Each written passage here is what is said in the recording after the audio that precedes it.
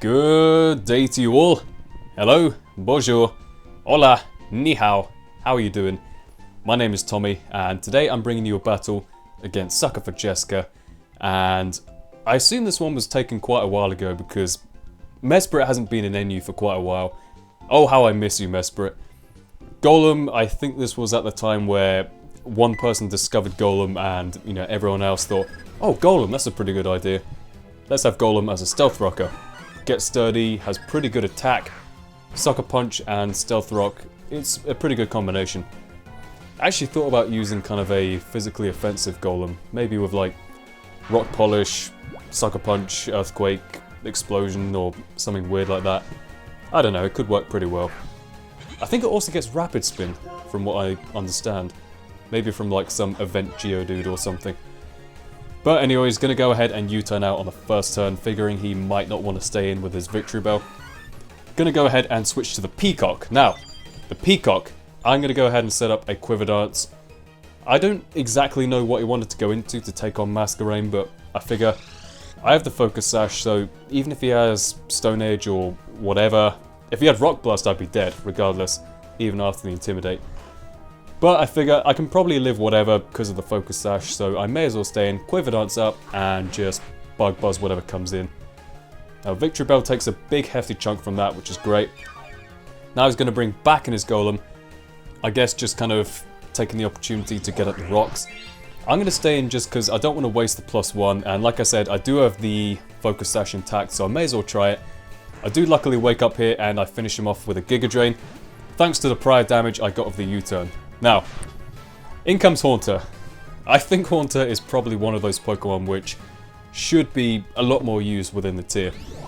It's frail as hell. I mean, it's very, very frail, but it has some pretty good power, pretty good speed, and, a wide move pool. I assume it gets Levitate like Gengar does, but I think it's a pretty damn good Pokemon. So, definitely don't underestimate it. Now, I'm going to go to Raticate here. He does cripple my Masquerain with a Choice Scarf, which is a bit unfortunate, but then again, I didn't really have anything else that would like taking a Choice Scarf anyway, so I guess it's not too big a deal. Now, I go to Tentacle here. Here's where I find out he is Expert Belted and not Choice Scarfed.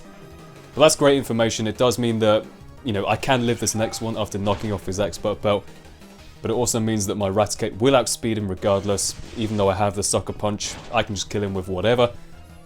Magmortar is a pretty scary Pokemon with the Choice Scarf. That's kind of normally what I see it using. But either way, Tentacle goes down. I do get a bit of damage on him with a Scald, which is pretty nice. But now he's going to switch out, fearing whatever from the Raticate. I almost clicked Pursuit. You have no idea how close I was to clicking that. But then I thought, no, if he predicts that and stays in, Pursuit won't kill him. So, going to go ahead and Pursuit Trap the Haunter here. I assume Raticate has higher base speed. I am a speed boosting nature, but most Haunters probably are as well. Either way, Haunter dies. In comes Victory Bell, and I know Victory Bell loves to carry Sucker Punch, and I assume he's going to want to go for that. So I'm going to go for my own Sucker Punch, which just trumps his and outspeeds him, obviously. Now Mesprit comes in. Now this Mesprit actually caused me a bit of trouble. Mesprit is one of those Pokemon which I've seen a lot in NU, put it that way.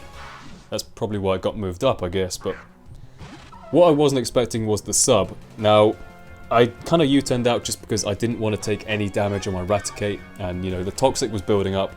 I figure, yeah, may as well get out of there, get some super effective damage, and I did quite a nice chunk.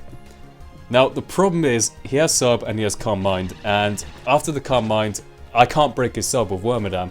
So I thought, oh, this is where it's going to get a little bit tricky for me. So I got to switch out. I can't do anything to it with this Wormadam. I've got like Toxic, Stealth Rock, Signal Beam, and Protect. So, not the best of sets, but it's pretty good in some situations. Now, I'm thinking, Volibee, I have absolute faith that you can live one of these attacks. Go for a Whirlwind and just destroy his plan. Little did I know that he can't, even though he's max HP and Eviolite. He is fully invested in physical defense, so fair enough, a +2 Mesprit will kill me off with a Nice Beam. I don't know why I expected to live that. Now, I'm going to U-turn out here just to break the sub, and again, I don't want to stay in with Raticate because it's too valuable to lose and it's too fragile to take anything from a Mesprit. Gonna U-turn out and go back into Masquerain. Now, he makes a really good play here and goes for the sub again, knowing that I'd probably go for the U-turn, which is good for him because, you know, I have a Choice Scarf Masquerain. I don't know if the Scarf made any difference here in terms of outspeeding the Mesprit because I don't think they have that great base speed anyway. But I'm going to break his sub with a Bug Buzz, which is great. You know, gets rid of that, and it does mean that although I lose my Masquerain, rest in peace, brave soldier, you did well. I'm now going to be able to go back into my Raticate and scare him out with whatever. Now, I kind of felt like going for Pursuit here, but he's already seen I have that, so I figure he might want to stay in. And, you know, Facade will do more if he doesn't switch out, so gonna go ahead and take him out. That's great. Now Gorbis comes in, and I go for Facade in the first turn, knowing that he'll probably want to go for a Shell Smash. Most Gorbuses like to do that, and to be honest, if they don't set up, Gorbis isn't really a threat, so I figured he'd have to.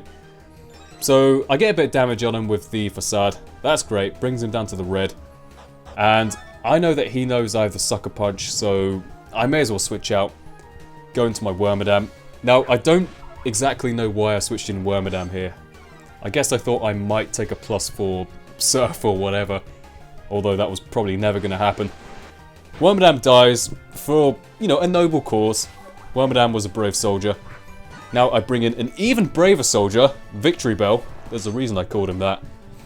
He goes for another Shell Smash, knowing that I would probably go for the Sucker Punch, and, you know, here it just becomes kind of a mind game war.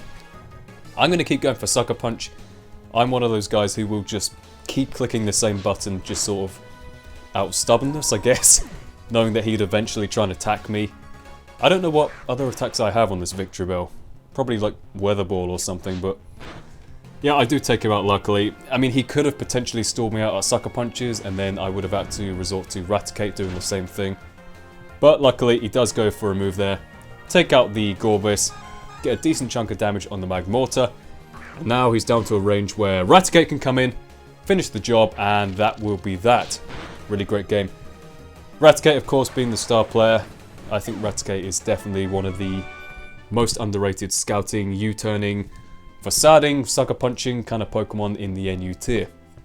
Not that there's many that can do that, but either way, really great game. Really did enjoy it, and if you guys want, check out Sucker4Jessica in the video description. And with that being said, if you guys enjoyed, please leave a like rating, and I will see you guys next time. Goodbye.